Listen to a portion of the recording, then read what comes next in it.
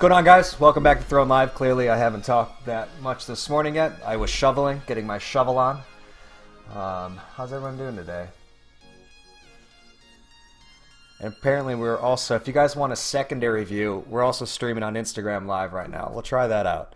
It definitely looks a bit more unpolished, but it's still kind of cool. Still kind of cool for sure.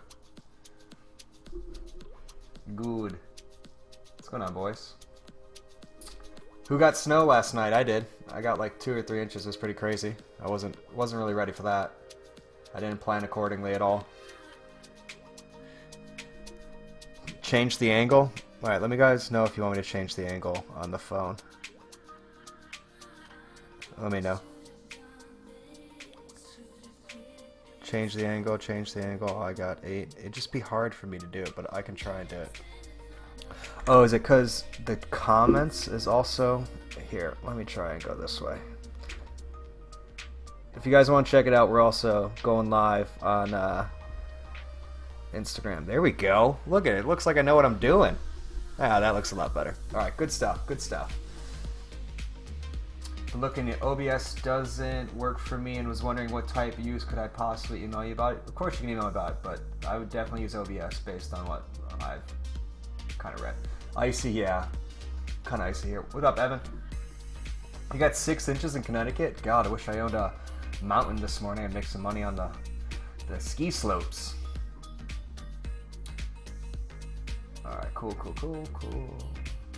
Have you tried out the Warrior shoulder pads? No, I don't really wear shoulder pads. And what's BOA? Sounds like a fish. Alright, it's just a little snowy. Yeah, we got a bit in this. I mean, the city, if you get just a few inches, people. Instagram feed quicker than YouTube? Yeah, it's the delay because it's processing like crazy 1080 video and not just like, not just me yelling at a microphone.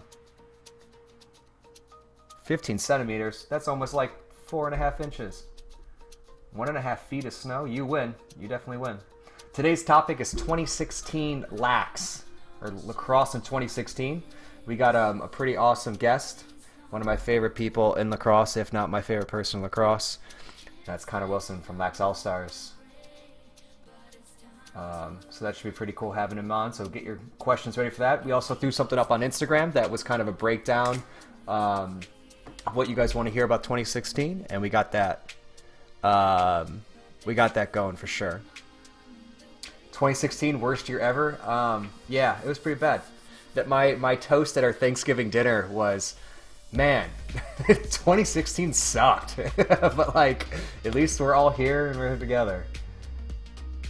But yeah. What's the best lacrosse podcast of 2016? Yeah, I'll have to go with Lax Nerds. It's very little competition, I feel like.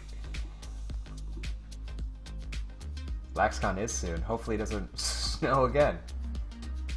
Is it bad if you use less than 10 diamond tops? Wait. Less than 10 diamonds to string a pocket? No. 10's the average. Like if you're using a CEO, a shorter head, or an Evo, you'll use about 9.5. Also, if your 10 diamond top changes everything. Yeah, we'll totally have Ned as a guest. Ned's fun. He'll laugh a lot. That's why I like it. Oh wow, we got a lot of comments over there. Who got a nice goalie head all strung up? I do. Of course we string goalie sticks. That's a lot of goalie stringing we do. I usually do a 9 diamond top. Yeah, I think that's kind of everyone. Rep and throw from Italy. Nice, man. Maine? I hear Maine's a cool place. I've never been. It seems very majestic. And you guys use like maple syrup for currency, which is totally fine. What should I get for Christmas lax-wise? Oh, that's a hard question. What do you need? Need a head? Need a shaft? Need some mesh? I always used to get hockey skates for Christmas. I always really enjoyed that. What up all the way from Long Island? God! Tuning in from all reaches of the earth.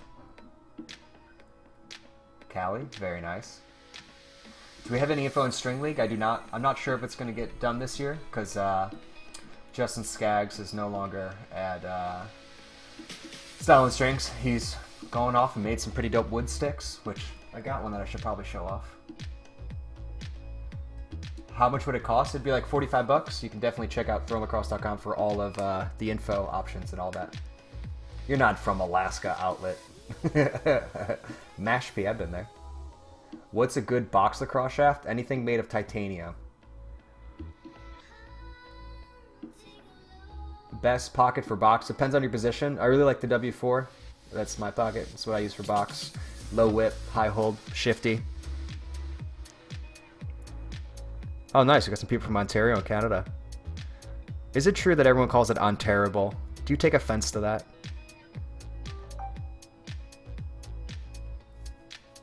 How do you know I have Timberlands on right now? That's weird, Jack.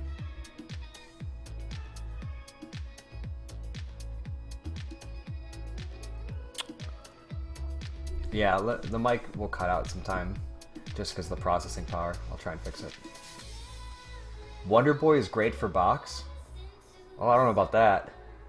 Isn't that shaft's like super light?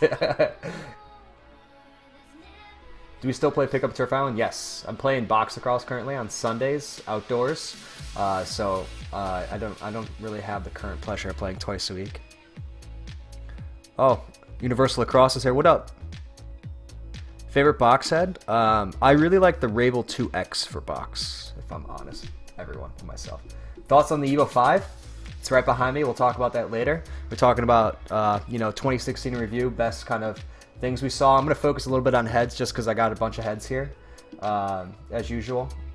And I know our guest he'll be pulling things out of everywhere to show off people.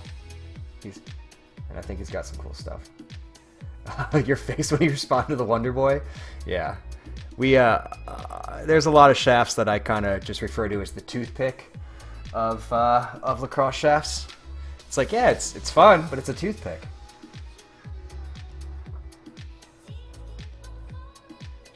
Oh, Mike, that's why I knew your name. What's going on, bud? I thought I recognized the name, but I wasn't 100% sure. What do I think about the burn head? Too flimsy, not gonna last you very long. Better options out there. Do you know where to get a good box shaft in Jersey? I would go to Universal Lax. To be honest with you, you're in Jersey, that's where you go.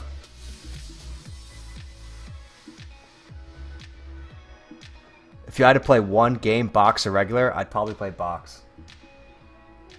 Have I tried out the Epic Dragonfly Gen 7? I have, and it is pretty good. Pretty good. Ghost 7, nah, I don't know if... I try to stay away from Tribe 7 heads. I really like what they do, and it's kind of unique, their market, and you know what they do it for. But just in terms of my play style, they don't fit very well. Best face-off head? This bad boy, which we're going to talk about later. AKA the Lakota face-off head. Hammer 500 or Tank for D, they're very, very, very, very similar. The new Hammer I'm a little bit scared about. It looks like some alien thing. But I think it might last... It's like the original Hammer, the Tank, the Hammer 500. I think kind of in my current order, but I haven't had too much time with the 500. They all kind of have that weird, like... They're just too wide on the top, so they flex in, and I just hate that. Dragonfly 7 LE pull for Christmas. That's pretty dope. Hold on, I gotta respond to this. That. It's really hard to text while live streaming at the same time.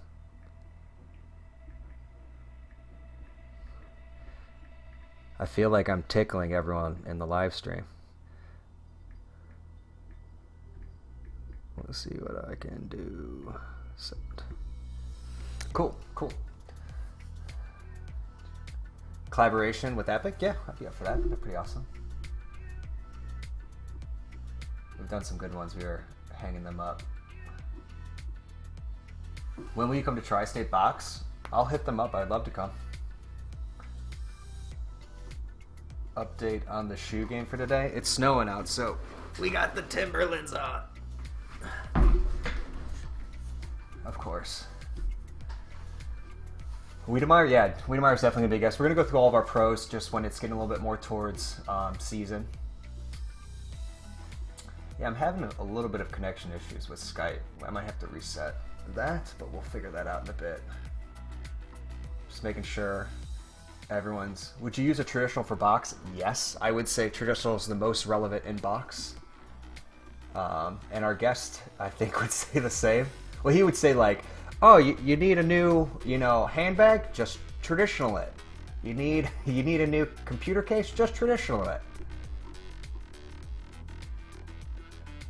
Best shaft for Fogo. I really like the Epic face-off one that changes towards the top. I actually got one of those. I'll show you later. It's pretty dope. How they do that mold, I think, is awesome.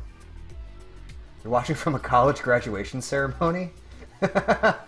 Alright, you're going places. No, I'm just giving you a hard time. On the Maverick Union for box, yeah, I believe that's their heaviest one, so I would go with that one. I think that's like 167, 168 gram shaft. So I would go with that for sure. That's pretty much a side tie. Regular Max D, yeah, definitely best D head of the in the world, or of the year, not the world. Cool. I think we got through all of the Lakota or Optic. You want a low pocket, go Lakota. You want a high pocket, go low pocket, go Optic. High pocket, go Lakota.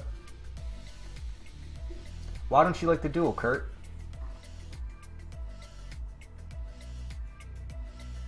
All right, cool. Box shoes. Best transition head, I would go with Centric. Box shoes, yeah. I wear the Kobe 9s. I love them for box. Does Eve play lax? She plays catch. Does that count?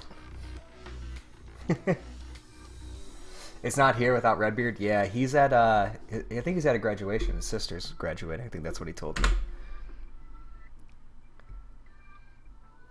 Best D setup, I would go the regulator with a Dragonfly 7, but I don't think you can because of the plastic stuff on top. So if you could rip out that stuff, you can make it work.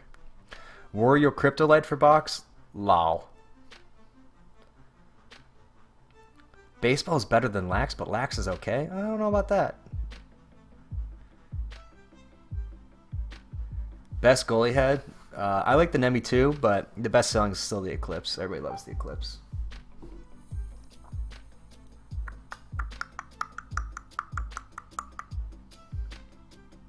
Yeah, that'll happen.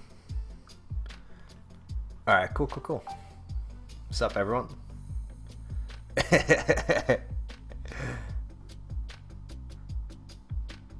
I bought an OG Throne Dragonfly. It's beast. Yeah, I threw with mine yesterday. I was testing out all the generations. That's pretty fun. Do I like Yeezys? Yeah. Some of them are just hype squad and terrible. Weapon of choice, we're going to show that off later. Best stick. We're going to go over my best sticks of 2016.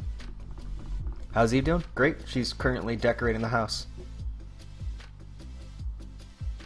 Aaron Bold or Redbeard in a Tendy tilt? I don't know. I feel like Redbeard's pretty scrappy. He's got some ROTC training in him.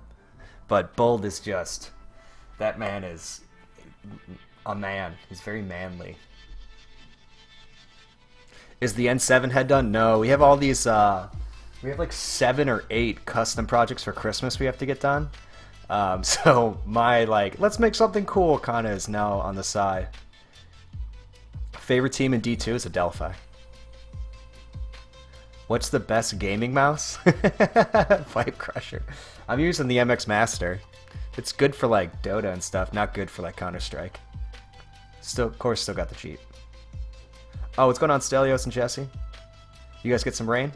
How tall am I? I'm like 5'11", 5'10 and a half, something like that. Would I recommend the Rabel 99 shaft for box? Yeah. It doesn't say what it's made of, but it's like 180, 190 gram shaft, which I think is a little bit crazy. I kind of think that it's like a Titan, and they're just not saying it. So I would definitely recommend it. It's a little bit on the expensive side for what it is, and they don't have. I think it only has a 6-month warranty, unlike the older ones. So it'd be it's a heavy shaft. It'll hold up. I mean, if Rabel's using it, I have a feeling it's going to hold up. But it's kind of up there. It all depends on how hard you really cross-check.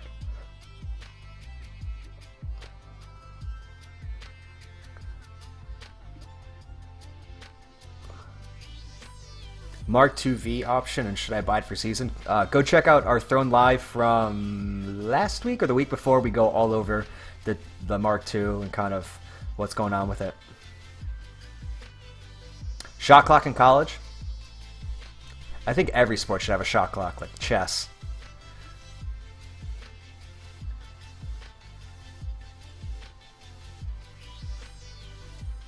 What do I think about the Metal 2 135 gram? It's pretty light. I couldn't use it, but if you're not checking or not as big, you could definitely use it.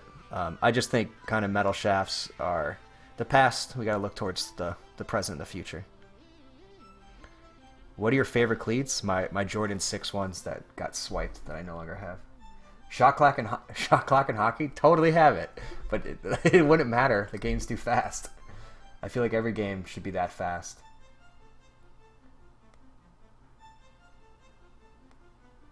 Alright, let me just make sure I'm not ignoring YouTube.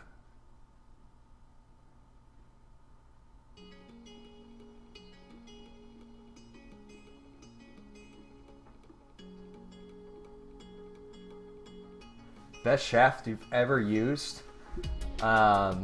It's in between a Levitation and a Dragonfly Gen 4. Gen 4 was my favorite.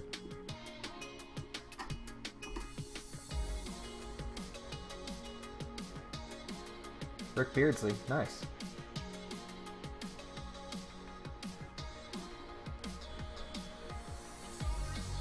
You should stick with YouTube. I mean, that's kind of what I'm doing. I just thought we'd do this for a little bit and see if everyone wanted to hang out.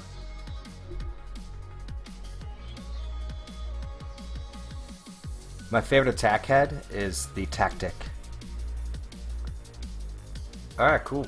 Alright, so I think everyone's here that's going to be here. So our special guest this week is one of my favorite people in lacrosse. I was fortunate enough to randomly move to New York City, and he was also here. And I think we both kind of knew each other around the internet, but finally were able to meet up at a game in the city and hang out. And we've been pretty close friends since. And he's amazing for the lacrosse community in my eyes. Depending on everyone out there, I think he has kind of the broadest vision for the game and also the most honest. And I wanted to make sure we had Thrown Live going before we had him on. We don't want to waste his time. But that's Connor Wilson from Lax All-Stars. I bet most of you guys know him. He's quite cool and always says stuff that I find extremely pithy and interesting. And so here he is, the one and only Connor Wilson, rocking the crew neck with the knit beanie, looking good, and with the so Brooklyn with the bicycle behind him. Quite awesome. You gotta do it. You gotta do it. And today we're talking Lacrosse 2016, and what a year it's been. If you could sum it up in one word, what would it be? 2016. Just it's its own beast in general. You can't really argue with anything about that. We're just kicking off. How you doing? Good. I mean, a little snow today. Rain coming tomorrow bums me out. Means we're not going to get box lacrosse. That's sad. We're definitely out. I was looking forward to it too again. It's, always, every weekend. It's just so cool how it's like just kind of finally close, and it's awesome, and it's fun, and the rink isn't made of like leftover milk crates. It's great. Yeah. It almost feels like real lacrosse. Yeah. I don't know what that is, but it almost feels. I think I've seen it on TV once, like really late at night. Awesome. Well, today we're talking 2016. Let's just kick it off right. Best moment for you. I know this is like a two-parted question because we were like NCAA, like final immediately. And almost that needs its own category. So maybe outside of NCAA, best moment 2016. I mean, for me, I'm incredibly biased when it comes to that one. I've been playing a lot more box lacrosse, and I think it's a fantastic kind of portion of the game. But then the other part is we actually put on our own event this year with the Lax All-Stars North American Invitational, which you were kind enough to come up to and play in with the Nova Scotia boys. Kind enough. I'm there. Kind of did. Love those guys, and we got a great reception from people, and I think there was a lot of interest in that. So for me, I've been really kind of pushing the box game. I think it's going to be more and more popular. So while that's obviously a very personal moment, I think most people's moments are somewhat personal. So mine, outside of the Final Four, which I thought was just fantastic, it was our box tournament, because I think it's kind of signals something new coming to the world of lacrosse, and this is these North American short form box lacrosse tournaments. You're going to see a ton more of them this year, and there'll be even more the next year. So it's really exciting. Yeah, I definitely agree that. I mean, you even said yourself, you're like, Radotin here. Like, why hasn't this been done so yet? And it's like the box game. You need more guys. You get more ball time. It's more physical. I think it's more exciting for people that don't know lacrosse as much, and people that know lacrosse a lot also think that. And being able to bring that here and kind of play off of that, I think you're right. You're going to see a lot, because I would love to play like 4 of those a year. Every 3 months, it's like we do upstate New York, maybe we do Philly, maybe we do over in Radotin, and maybe one in Canada. And it's like, it's crazy, like just having that, like I can take 2 days off, drive, fly, play 4 awesome days of lax, see everyone, and let my body heal the next 3 weeks, for sure. That's important. Yeah, the heal time is important. No question about it. I think I played like 45 minutes over the whole weekend, because I was running around doing so much, and I was sore for a couple days after. I think that's probably on me for being in bad shape. But yeah. I think I played 45 minutes each game. They're like, back on D. I'm like, stop missing the net. Stop. No, just stop. Just hold it for 30 seconds, please. And when playing the Thompson team, you're definitely gonna be playing some defense, and you're definitely gonna be running. And to be honest, that was part of the reason that we did that, and that we had those kind of caliber of players and teams involved. It wasn't just another tournament. Like, it's fun to be able to go out, I think, and play against great teams, and say, like, I played against Miles Thompson for 45 minutes. Like, I think that's very cool, and not everybody gets a chance to do that, and I think it's unique to our sport. So it's definitely something I want to continue to play up. I hope the teams don't get bummed, by the fact they're like, oh, we're not going to beat the Thompsons. It's like, yeah, you're not, but finishing 5th is an accomplishment. Finishing 7th is an accomplishment. To finish kind of even in the top 2/3, it's a competitive tournament. So I hope people embrace that and really look forward to the chance to take on these top players. And that's why we do it. I mean, you go to Prague, you go to Radotin, and everybody, the guys from London, they're coming. They know they're not going to win. The Germans, they know they're not going to win. For a long time, Finland came, and they knew that they weren't even going to sniff, the top 5 or 8, and now they're in it all the time. So it's helped them get better, and I think that kind of stuff is really important for the game, is going out and testing yourself against those guys who are the best in the game, and to actually get that opportunity in lacrosse. I don't know. It's very cool. It's like the summer tournaments back when I was playing in college, before the MLL existed, and you got to go to Placid and cover Paul Gate in his prime. Like, that's cool. Just chilling. I thought that was awesome. Yeah. And I wish I was covering Miles for 45 minutes. I had Jeremy and Dane Smith. It was awesome. I'm like, they're so fast. Yeah, it was definitely good. And like, also for the teams that are committed to Prague, it's a good, like, hey, you still need to work on this, or we still need to simplify things. You know what I mean? So I think that's what we learned a lot. I mean, we just learned that we still have the same issues constantly, and maybe not. It's not the people. It's like just sitting down and getting on the same game plan is kind of where it's at. And also, those guys take like losing to the Thompsons like so hard. And I went in being like, hey, we have 10% chance of winning this game, but you're going to learn a lot. You know what I mean? It's the only way you learn is by playing better teams. And I think people lose track of that sometimes, and they get very focused on winning now, which I understand. Everybody has the drive, and you go out to play games to win. But, you have to be realistic about where you are right now and where you want to go. So I know, like, for a bunch of the guys who played on the house team with us, we finished 12th, last place in the tournament. But the guys had a really good time because they got to play some really good lacrosse. Yeah. They got to meet some new people, and that's much more kind of what the spirit of the event is. It's not this like all, it's why we had no fighting.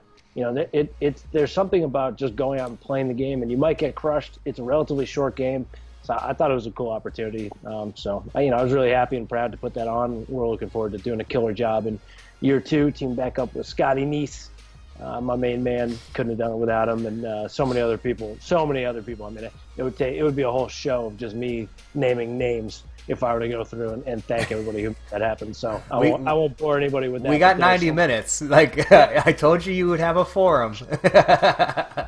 And you're like, thanks to Billy for getting my coffee that one time. It was sick. That coffee was so sick. That was good coffee. No, I mean, for me, I think the biggest thing I learned a few years ago, which I probably have to thank you for giving me the opportunity to play with the Privateers. It's like, it's not really, I mean, as much as winning's awesome and validating, it's so much more like to be a part of a team, especially in lacrosse current state where you're not, it's not as professional as the professional leagues in terms of having practice and breakdowns and all of this. You know what I mean? You're lucky to get a practice a half in. Yeah. Like showing up prepared yourself and playing that role and like understanding what you don't understand is just as good as winning, I feel like, and just like constantly trying to play off that and get better at that. I think it's also from kind of our creative backgrounds as well. It's like the New York Times, one of my mentors gave me an article where it rated the top 50 artists and when they made their masterpiece, and their age was 64 was the average age, and like that's right. Including people that died too young and all of this that was considered like their magnum cum laude was made at 64. And once you start realizing that and you start kind of understanding the journey is better than actually getting there, it's super fun. And that's like why, especially on our Sunday games, like everyone always asks me, I was like, oh yeah, we're having like this practice, you want to come? I'm like, I love practice, I'll totally come throw around. Like practice is more fun than games to me. They're like, why? I'm like, because you just get to work on the little stuff, you get to concentrate on the things you realize you suck at, and that kind of like understanding you suck and getting over it is more enjoyable, I think, than just like putting in 10 goals against a team that has no challenge. And that's a lot of fun. Like, so last Saturday where I just kept yelling at everyone and they're like, we're up by 10 goals. I'm like, it doesn't matter because next week we're not going to be up by 10 goals. So I'm like, if you clear it up the end line again, I'll hit you. They're like, but you're on our own team. I'm like, yeah, because no one here is going to blindside hit you coming out of the bench. I will do that to you. And they're like, well, that's screwed up. And I was like, I'm the only one that's going to yell at you. Connor yells at you like all the other months of the year, It's well, you know what I mean. They're like it's so funny the first week. So if you guys don't know, Connor coaches and does amazing stuff for Lacrosse in New York City. And on our box team, we have like 7 or 8 teenage kids from the urban area, I would guess, that like kids who've either like, well, I think we've got like 3 or 4 who graduated recently in the last year or two, and then we've got 3 or 4 more who are seniors in high school this year. And it's so funny because like the first week, I don't think they knew who everyone was, and they're like, it's so crazy just like hanging out with Connor, like just playing with Connor.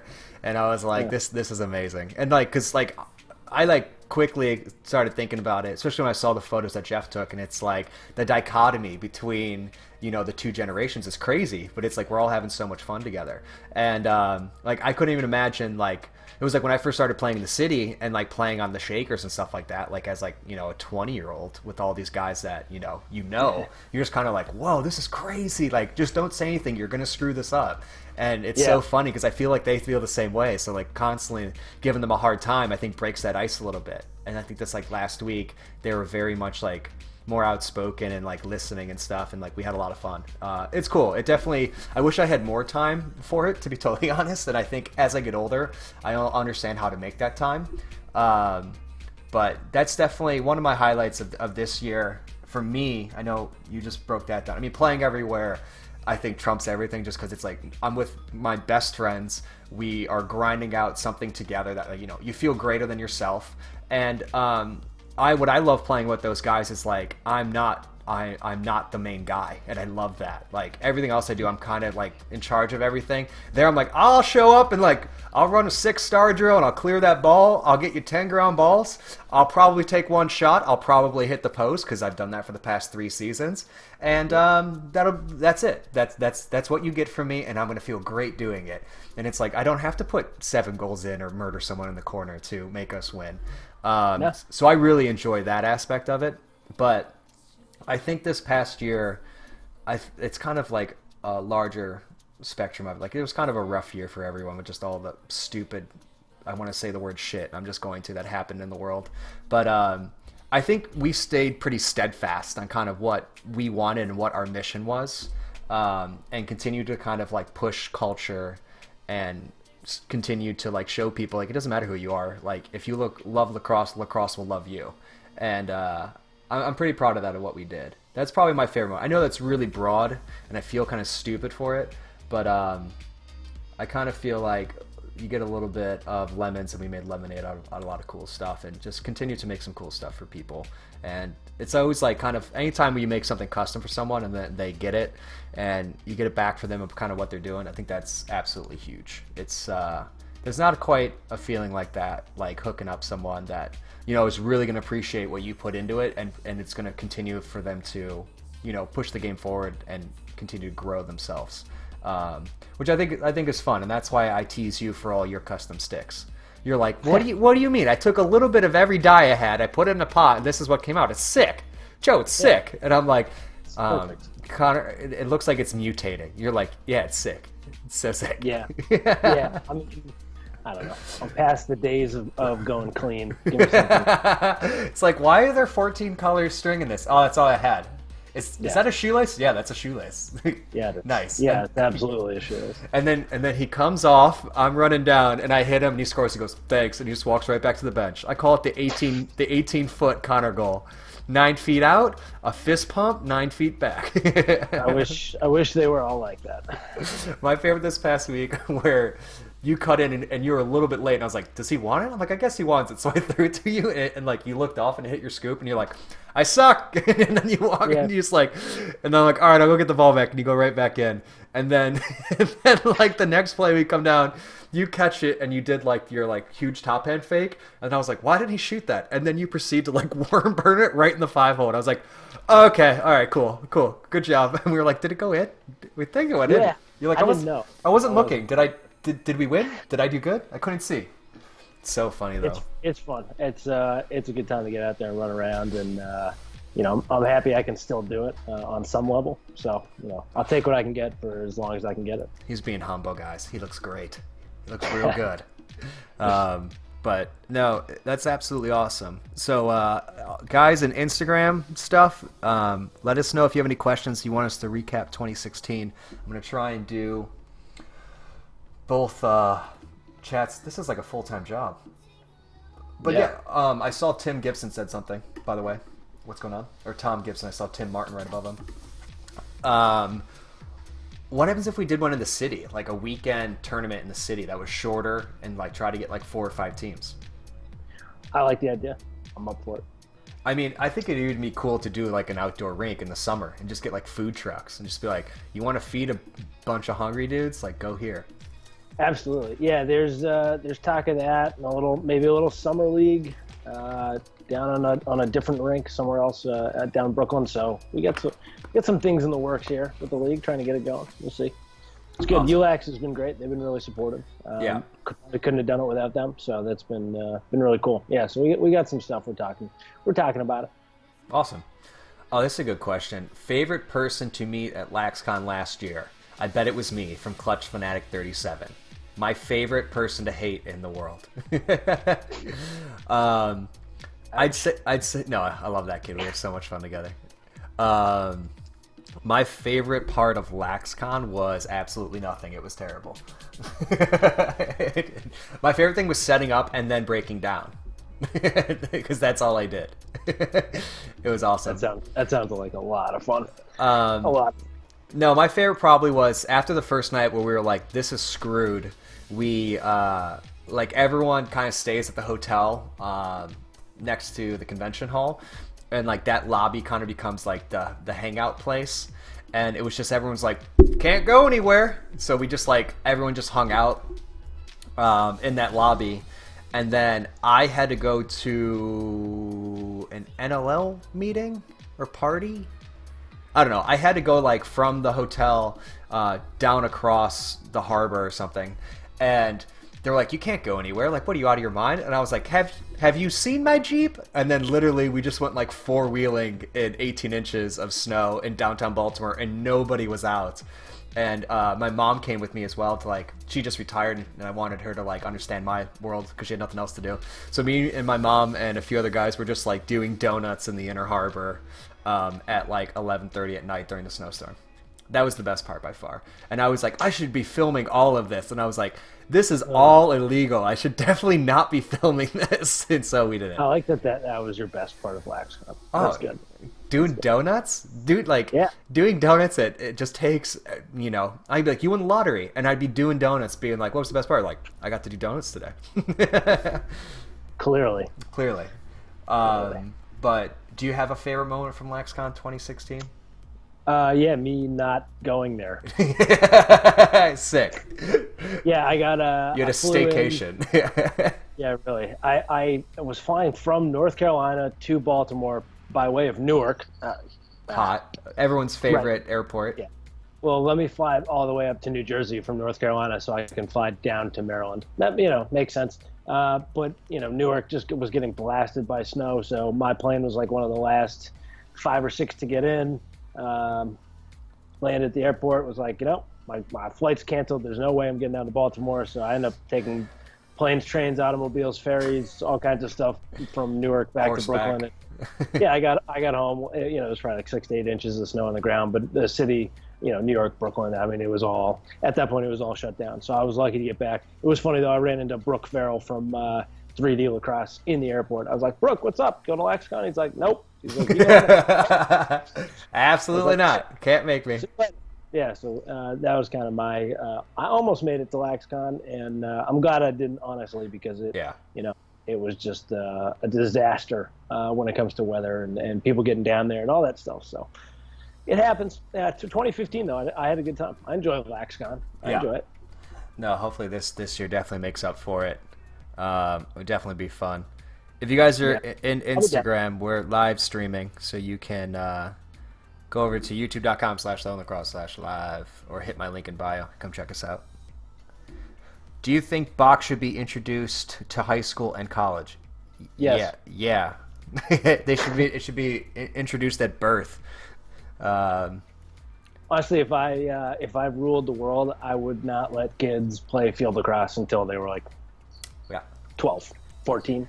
I have nothing against field lacrosse. I grew up playing only field lacrosse really until I got to high school. I started playing a little bit of box, but field lacrosse is a great game. It is fantastic.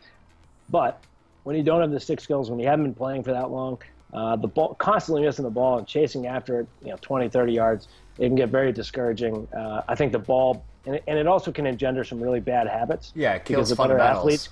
And the better athletes can just go get the ball whenever they want. Whenever it goes on the ground, because they are bigger, stronger, faster. Whereas in box, it goes off the wall. You got to play it right away.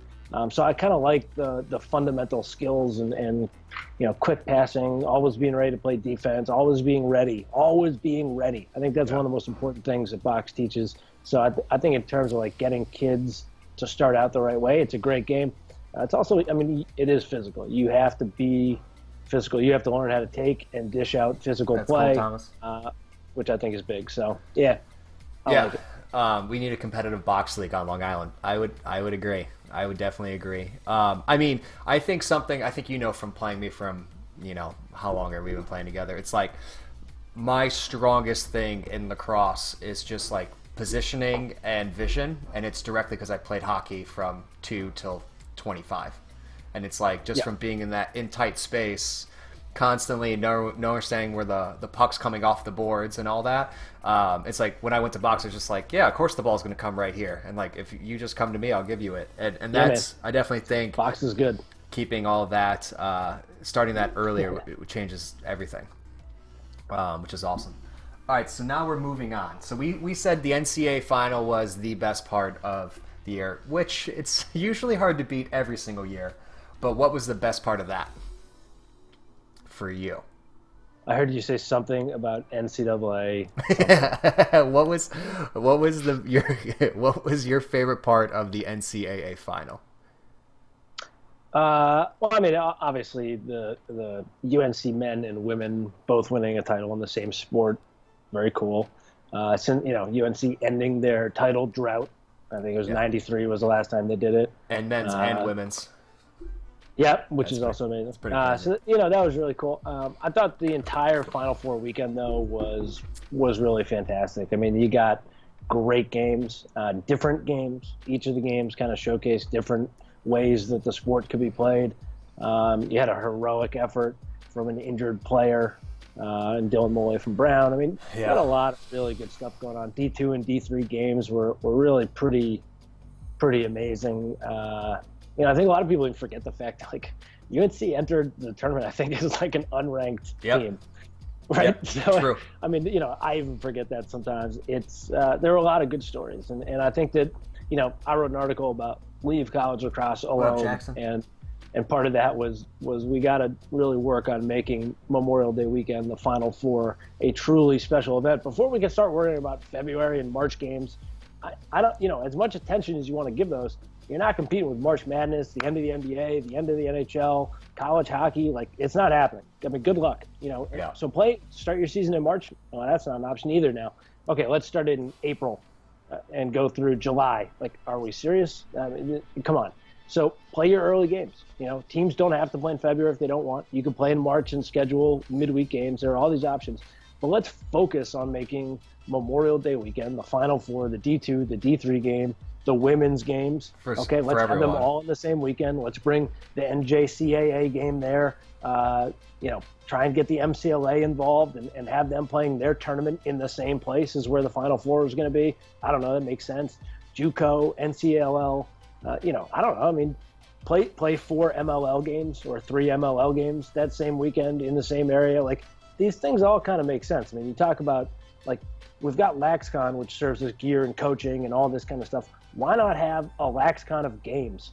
Okay, you want to have a spring national championship game or some, those teams, whatever state you're in, they can host their playoff games. I don't know, but make it bigger and make it accessible. Stop having $80, $120 ticket packages. Ridiculous. Okay, ridiculous. It's absolutely ridiculous, and it's bad for the game. Open the stadiums up, make it cheap, make it affordable. Don't charge people $40 for parking. I mean, these are like the simplest things. They took a great thing. You got to get on a board, and they're like, I have a bunch of ideas, but stop charging people for parking. Hey, we have the best college playoff weekend. Let's change it and put it in the NFL slate. Great idea. I think and I don't see it. So I think we got to focus on making that weekend a special event again. Triggered. I'm triggered. Triggered. I don't know what that means, and I'm it. Look up H2H2, and then you'll get it on YouTube. I mean, have you ever been to a like an NHL Classic, like the outdoor experience that they do, like local games, college games, and it goes on like 2 or 3 days? Have you ever I mean, I don't know if you've been. You watch the big game, 8 right? NHL games on television each year. Well, that's one that you need to watch because those are amazing. 2 or 3 of them are the outdoor games. Okay, cool. So they do the college games. They do top high school games, and it's very much Michigan plays outdoor in their stadium, right? No, but I'm saying when they put the ice in for the NHL, all of the local teams also play because the ice. I mean, there's an ice rink. It's setting that up. I think costs more than $20. So they play a bunch. Like what you're saying is they play a bunch of other games earlier that day and the day before to keep people coming in and out, and then vendors are like, cool. So I'm going to hit high school, college, and pro, and I'm going to be set up for 4 days. It just brings all of that kind of community, gameplay, and business all together and makes an experience. Make it 6 months out from LaxCon. It just makes 5 months out from LaxCon. Who really cares? And that's kind of what I would do.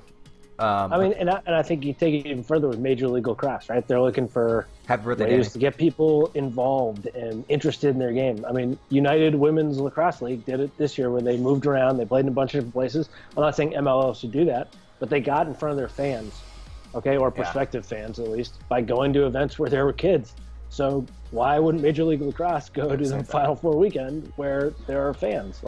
And my experience, we have our pros usually there for the finals for meetings or whatever product we're doing, and every year it's for the past 2 years, Karate literally can be there for 3 hours, and then he has to fly or drive to a game that's the next day, and he's like, this is so stupid. He's like, this is the stupidest thing ever. It's like, Duke's here, you're here, Maverick's here, and I have to go. It's like he's like, this is just dumb. I mean, I think it makes a lot of sense. And I'm sure we'll talk about this later, but when you're talking about lacrosse seeing success, we are not going to see success by cannibalizing each other and by fighting for little pieces of this pie that already exists. We have to come together and build and bake a bigger pie, or else we can keep fighting over the same scraps. You can keep being like, oh yeah, I have a blank, whatever. We have this many fans, and great. Okay, it pales in comparison to baseball, football, basketball, hockey, soccer. It pales in comparison. It's not even close. So we're going to keep dividing ourselves before we come together and actually work. The two pro leagues not working together, preposterous. We have hands down, preposterous. We have some funny. This is my current stick. We have some funny questions on the Instagram. They want to know if Eve and I are still together. According to me, we are. I don't know what she's going to say on the matter. And Chad Wiedemeyer wants to know, how did I get into owning a mesh company? It's Chad, I'm pretty sure you know that answer. But he's just like, I like participating. Dude, that's cool. That's cool. He's asking questions. Oh, he's the best. He's it's that Princeton education. You know what I mean? It's there's sometimes we talk to people in lacrosse where all you can talk about is lax, and he's one of those guys you're just kind of into the same stuff and just can talk about anything because he's just so smart. You saw my name at Iggy? That's pretty cool. Do not use a Cryptolite for box. Why is that the third time that's been asked? Do people still use the Cryptolite? I thought that shaft line was dead. They now make other shafts and say powered by Cryptolite on it because that name is just dead, I guess. Anyway, I got triggered for a second. All right, cool. Well, I definitely agree. I mean, for me, the NCAA best part was sitting front row. I was screw it, guys. I'm buying front row tickets, and I invite some of our closest friends that are going to be there, and we hang out. We stay at my buddy's house. It's just a great weekend.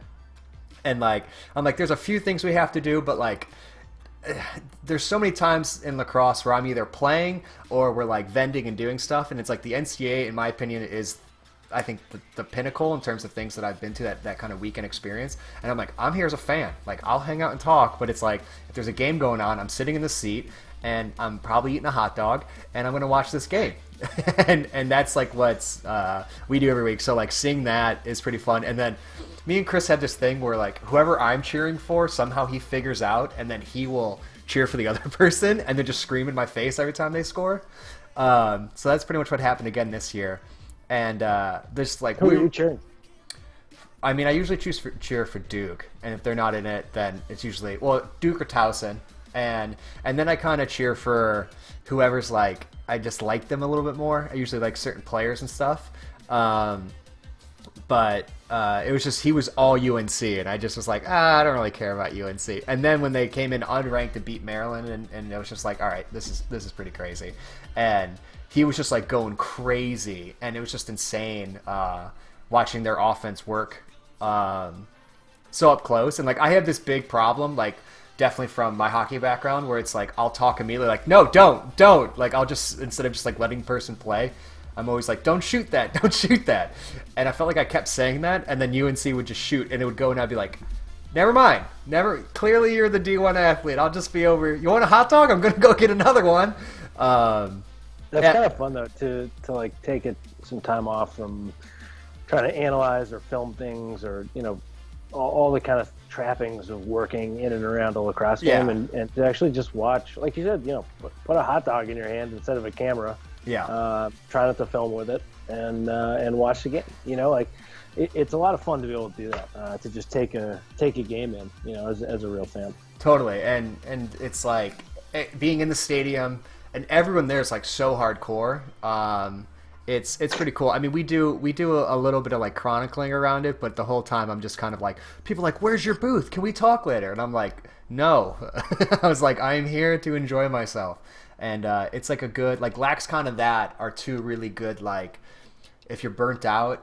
It kind of reinvigorates yourself like in the space and what you're doing. And it's cool, and I love bringing all the guys there and just kind of being like, there's a time to work and stay focused, and there's another time just to like let it soak it in, and it'll only continue to make you better at what you want to do. So it's cool. I definitely love it. It's definitely one of my favorites of the year for sure. Mm-hmm. Someone goes, yep. My meme game is weak. They're pronounced Maymays. God, they don't even know if they're pronounced Maymay. All right. Next topic, which I think is definitely going to be one of the best, and that is Best Gear 2016. Which is 2016 is what I was trying to say. Yeah. Disappointing. Yeah, not as good, right? No. I want to do a. I love how Instagram it's all the same questions because it's people just like chilling. Oh, well, yeah. All right, you want to talk about the warp? Apparently someone just asked the warp. And this one? I know you have a warp. God, look at it. Sick jockstrap. Right? That's right. That's the How is that? That's so illegal. It's not, though. Yes, it is. I look at this. I agree. I say it is, and then I look at it, and I can't see the ball through the yellow. You can't see the ball because the sides are. That is kind of. I'm kind of surprised at that. That's probably the most surprising thing. Actually, is how hard it is to see if the ball is still legal in terms of depth. It really doesn't look like it like this. But I swear I've like shined a flashlight through it. It's so illegal. I know it does. It looks like a bag, but I don't know. Honestly, when the product first came out, and I got one of the warps with kind of the harder pocket, I was like, I can see where this is going. It is not. I was not able or willing to use that in a game. It didn't have the feel. It didn't kind of have that baggy, holdy, no whippy feeling that I liked. But I did actually mess around with the original ones that I got, and I ended up cutting out some of the mesh holes. And I found that as you made Connor, I know, but as you made bigger mesh holes, you spent $10 million on this. I got scissors. I did. Exactly. I had a tobacco knife and a lighter, and I went to town on it a little bit. And honestly, I had them throwing better than they were coming factory. And because you're a stringer, not an industrial designer. No, I mean just cause I got and I guessed I was like, I don't know, I'll cut these. Let's see what happens. And it worked out. But you're so exacting. I think the message that I took away from that was not that like, Warrior's just going to take whatever they've got and leave it. They're going to take what they've got and they're going to make it better. And people like me are going to do this for them. Players are going to do this. And as we've seen, that is exactly what happens. I mean, you take this new soft thing and some of the new ones that they've got coming out. Do I think that they're like the perfect lacrosse sticks yet? No, I don't. But do I think that they're headed in the right direction? Absolutely. Are they going to get better and better? Absolutely. Look how long it took for mesh to become good. Yeah. I mean, forever you were dealing with like this. You had two options. You had super soft mesh, which stretched like crazy, and maybe a year after leaving it in the mud, it would turn into something usable. Or you had super hard mesh, which maybe after a year of like pounding it with a metal fence post, you would be able to use it in the game. Like that was mesh for like 2 decades. Yeah, it was raw or crazy dipped in resin.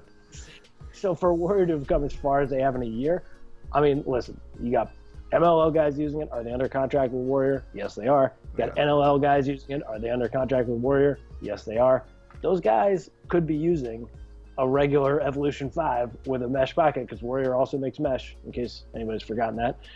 They could be using that, and they're not. Okay, so out of those two things, they are actually choosing to use this. Or they're choosing to be worse players if it's actually a worse product, which I find hard to believe. Nobody's going to go out there and be like, yeah, you know what, I'll score 20% less goals this year and then get dropped by Warrior next year to use the warp. So I think people are actually legitimately choosing to use it. I don't think it's where it needs to be extremely popular. The price point is way too high. But for people who are out there who are saying like, oh, it's not going to work, it's going to fail, blah, blah, I don't think that they're taking a long view on this. People said the same thing about offset heads. They said the same thing about carbon fiber shafts. They said the same thing about mesh when it first came out. I mean, people have been saying this about advances in technology from day one. Since technology. Yeah, I agree. So if you can custom design a piece of mesh that connects perfectly to the head, and you can isn't that what we're all trying to do with stringing? Do I still think that stringers can put together a better pocket right now than a warp? I do. Yeah. I think that those days, honestly, you're going to be able to put out a comparable stick. They're going to be about the same, but eventually the warp is going to be just like the best stick you've ever played with. It will happen. I'm sorry for people that's freaking out. You got a small business, it will happen. When the price goes down, there will be mass adoption of the product. It's just other companies will start biting it off, coming up with similar technology. It's not something that's going to go away. Yeah, I mean, I agree that it's definitely a future that's on the horizon. Because I even see, what we've done. It's like as hard as we've tried to make stringing acceptable and kind of easy to understand and getting it out to everyone, it's still difficult. To do a really good job, it's difficult. How many knots do you need to know to really string a good head? One, at least 2, 3. Okay, that's maybe a challenge. Okay, yeah. So top, side, 3. Yeah. So it's not a crazy amount of knots. You can learn 3 knots. Okay, but that's something. It's not just like, here, learn this knot. Now it's easy. Yeah, okay. It's like tension. Where do you want to pull your sidewalls down? How much do you want your shooting strings to interact? Look, how many theory videos have you put out through Thrown Live? Yeah. 6 already. Yeah. And you could put out 600 more. Totally. And that wouldn't even answer all the questions. So whereas understand why people are freaked out by it and don't like it, I get that. And it's totally fair. I'm not going to tell you have to like it. All I'm saying is that it makes it easier. And I think people are more focused on what's easy to play the game as opposed to what's traditional and string my stick. I mean, leather went away really quickly when mesh came out because it was much easier. It's easier to maintain, more consistent for a lot of people. Didn't require the same knowledge base. Anybody could kind of figure out how to string a mesh stick decently. A leather stick is much harder. So, I just think it's the way that the world goes, and fighting against it is fine. But I've played with it, and at this point, it's very close to a stick that I could actually play with in a game. Yeah, because I think my sticks are, I would say, more tuned than 99% of the lacrosse population. So it's like when I throw with it, the first time I threw with it, I literally laughed because from how good the marketing was, the idea set, who was engineering behind it, I thought it was going to be a larger success than it was. I mean, I also think I'm much more forward-thinking and also willing to try new things because I know I can pick up a stick, throw with it twice, and then I'm like, I could use this in a game. And you know what I mean? It's like I'm like, all right, this has a crazy amount of whip. I'll just put this hand up here when I throw and we'll be all right. And so that's why you hit the pipe all the time. Yeah, exactly. And then the funny thing was I was playing a pretty serious game, and the guy showed up with one. I'm like, "Are you gonna use that?" And he's like, "Yeah." I was like, "All right." And speaking of what we did earlier, so I cleared the ball, came down. This is a field game. Came down the side, drew the 2, and just dumped it no look over the guy's head. And he catches it, and when he goes to throw, the ball just comes out the back of the right on the back of the warp. And I was like, yeah. Oh, and this dude was this is an important guy. It's an important guy that did this, and I was like, and then he just threw it on the sidelines, didn't play the whole other half, and was just pissed, and I was like, okay, cool, but I think it's a little soon, but I think Warrior is definitely one of those companies. I mean, a lot of people in the cross one of those companies, they were like, Lax? Let's see what happens. And then they try. It's like they get it out there, they get the idea out there, and then they, instead of thinking, I think kind of for themselves, they're trying to see what the market would think and try and justify it through that. Because I'd almost argue the biggest problem with sticks today is head weight. People can make a light shaft, but people aren't paying attention to any head weight. And that's kind of the thing for me that I don't think people are looking at. And when you make something that heavy, you're going to lose a lot of performance in terms of other parts of your game, in terms of control, power, everything like that. But I definitely think its performance isn't close to something that can be strung currently, but I think in 3 years, I think it'll be pretty amazing, and I think in 5, it'll be the way lacrosse goes. Yeah. I mean, I think it's changing a little bit, and as much as I'm a traditionalist and, I like to talk about the old ways of the game and the history of the sport, I think it's important to remember all those kind of things and talk about it and kind of keep them in the forefront of our consciousness. But at the same time, I'm not going to stand in the way of progress. I mean, lacrosse used to be played with 12 guys in the field, and then you used to be able to put 10 guys with long sticks out there for rides, and then they got they got rid of the sideline horn like that. I'm willing to be flexible. I think lacrosse has a long history of that. It used to just be 2 teams of people would come together, they'd make up some rules for the next day's game, and then they'd play it. And sometimes it was, all right, we're going to play 7 games and each game was decided by a single goal. Sometimes it was more, sometimes it was less. There were a different number of people on the field, and different levels of violence were allowed. And I mean, it was always like that. So it's always been kind of an amorphous game where the general idea was 2 teams come together and you try to score goals using wooden sticks. And then it became plastic sticks. And then you had to wear pads. And then the women had their own game. So, I mean, it's changed a lot. So I'm not opposed to it. And, honestly, I think there are ways to make it better and more exciting, more fun to play, more open to different people, more popular. Maybe we don't want to do that. I'm not saying we have to, but I'm up for some change. I'm up for some progress. I think the problem is when you start just standing still and saying, we're good right here. Let's not change anything. Even my Leave College Lacrosse Alone article, I'm saying we should get back to promoting the Final Four weekend. We should realize that coaches can choose to schedule February games or not. That's more choice, not less. So I'm a big believer in that. Yeah, I mean, I completely agree. And I think also coming up with and seeing these different identities that people are going for in these different, all it's going to do is continue to promote the game in different people's minds and different looks, which I think is just going to ultimately lead to, our goal, which is just, more people loving and enjoying the game. And I think that's the other thing is anytime anybody comes out with something, it's just very much like, can't really say anything until you try it or take a look at it. And the warp is definitely one of the most interesting things from this year, I think, for sure. Yeah, absolutely. In terms of groundbreaking technology, I think it's one of the most interesting things.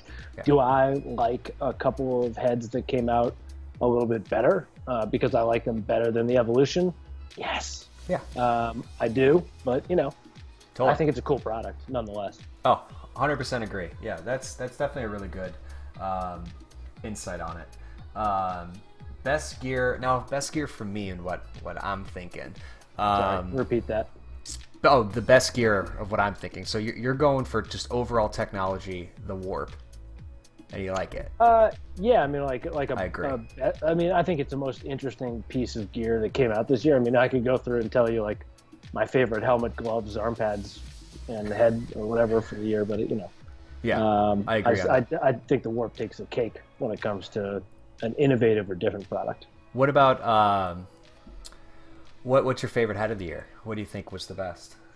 So I like 2 of them, and it's kind of funny because I think that they really share a lot of the same kind of features, and that is the Maverick Tactic and the Epic prequel.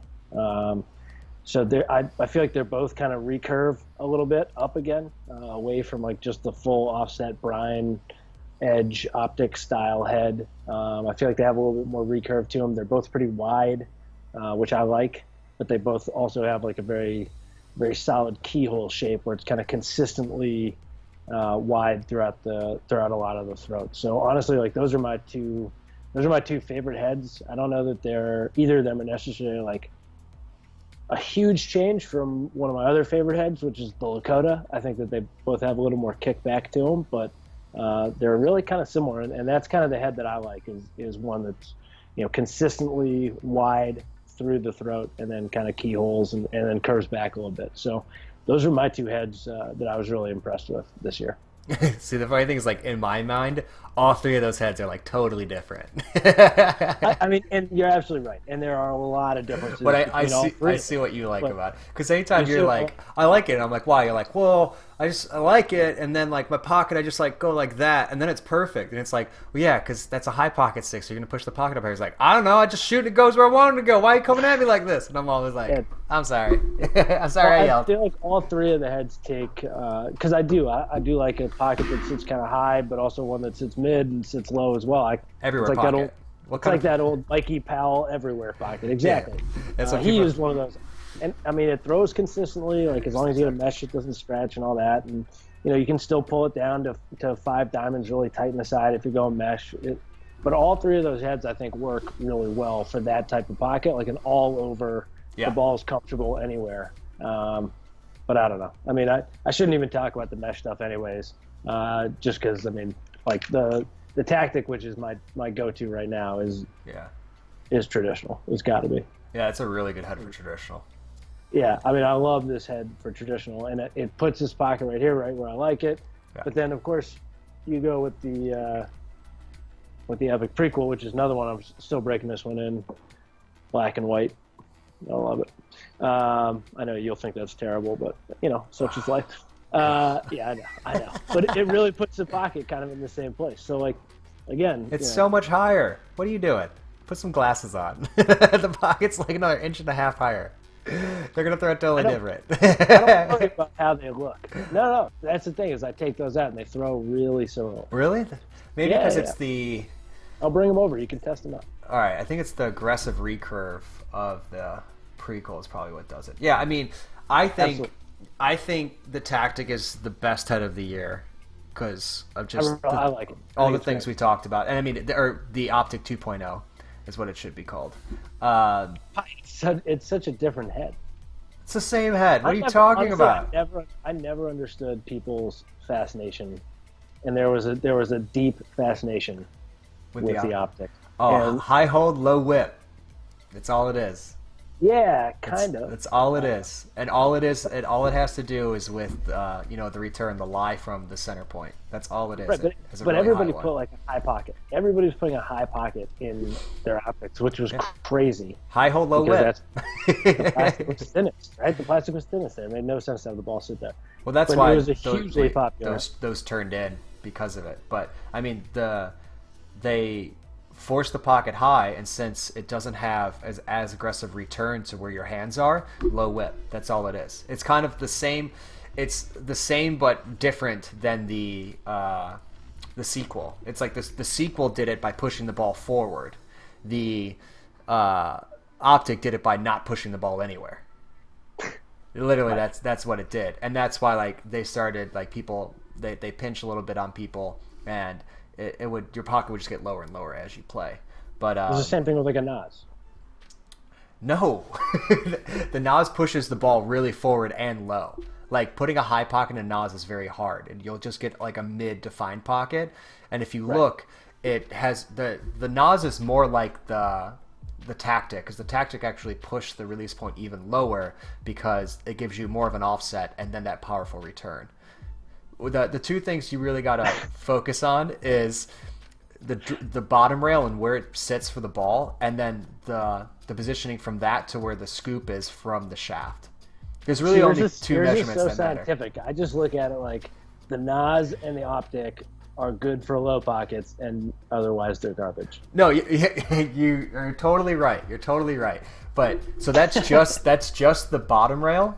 And then the other thing that's most important is then where the release point of the head is. So like think about the old brine heads where like the literal release is just dropped and then it's straight. It's just straight off, which gives you that really good hold. But then when you go to shoot, and those heads were so flexy, it would just have stupid amounts of whip. The only way to do it is to like really not channel it aggressively. So then you look at like your Lakota, your Prequel, your Nas. All of those have a pretty heavy return back. So like when you're going to shoot, and as soon as you break your hands over your front shoulder, you'll start to feel the ball push up out of the stick. And if you don't have whip in your stick, then the ball will then throw low or throw high. So you need more retention on the ball to rotate all the way around. And then you look at like the Optic, the Evo, the Clutch. All of those have a mid to back kind of release where if you can't rotate fast enough and you don't have enough whip, you'll throw like a foot high because the ball isn't staying in your rotation long enough. Right. And that's kind of like the other thing that's where it's like understanding that, and then that also where the pocket placement is. It's kind of those two things. It's like where your bottom rail is, where the return of the scoop is, and the face shape are like the three things that you can like quantify in a head to make it understand how it's going to throw and how much whip it'll have for certain places in the pocket if you're kind of steering the same pocket. Right. But yeah, I mean, well, I'll get you a stick and I'll explain them because I know something that you'll like that you're like going to tinker with it anyway. But I definitely think that. Now, I personally think the best head, so like the best head meaning like pushing stuff forward, and the finish, I think it has the best finish of any head out there from this year, is the prequel. I think the prequel is just such a polished product. It is polished. With all of its Very stuff. polished. Really like all of that. And then like other honorable mentions that I like are like the Evo with the built-in throat thingamajiggy. I definitely think that's the screw lock technology. Yeah, I think that's pretty cool, especially with the secondary color. I like that they're starting to like think of two shot not in just color, but as in actual manufacturing. And then my final honorable mention is the Duel. I like the Duel. I think the Duel's got a lot of more than just face me off. Yeah, it's got a lot of really cool stuff. If I had to give an honorable mention, I'd probably go with the OG Torque. And of course, the winner is the Torque. Yeah. Torque. I mean, seriously, somebody should have bought Gate De Beer just so they could keep producing the Torque. And the Gate Ice. It's a great head. It's super funny. I talked to them. I was like, hey, I'll buy the Gate Ice and the Torque. And they're like, no, it's really everything. I was like, nothing else is worth anything. I want those two things. And they were like, no. Yeah, exactly. But the Duel is I'll make bicep heads. Yeah, there you go. All right, awesome. So, I mean, that's definitely, I think, a good overview on all of that. And now when it comes down to what was your best setup of the year, your best stick setup of the year? It's probably that Tactic, probably this one. Yeah. The brown's quite nice. It's good. Yeah, the brown is nice. The pocket is... also illegal. No, this is... I do not have a lacrosse ball near me, but this is actually illegal. Convenient. It's amazing. Yeah, I get that by keeping my outer leathers a little tighter, so it cinches the ball up. But then when I cradle, it's probably extends a little illegal. That's how we do it. That's one of the benefits I think of a traditional pocket as well. Is when you cradle, the ball really does deepen a little bit than when it's just sitting there. But this is legal. Throws dimes, no whip. Yeah, it's a beautiful stick. You're actually getting pretty good at stringing those traditionals. I've gotten okay. I'm all right at it. 10 years later, gorgeous. And then into the game late. I got into the game late, and then mine has to be the privateer centric, which has served me very well.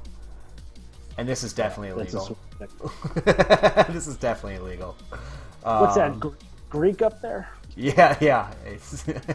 But I just love the blue. The blue we did for this, I think, is just so... When we first saw it, Chris was like, it's electric. And I went, boogie, woogie, woogie, woogie. And he didn't get it. And I was like, what do you mean? The electric slide? Best song ever. But I'm using this with the fiber. This is one of the first sticks I did up with the new Spectrum and kind of the finished weave. And it's just served me very well. It's broken and ridiculous. And it's still, like, not destroyed. And then this, like, Titan that we were working on. That's held up really well as well. Someone goes, but there's a dent in your shaft. When I posted on Instagram, I was like, because we actually play lax. I was like, Yes. I'm confused. Yes, this women's shaft I've been using for 4 years. Yeah.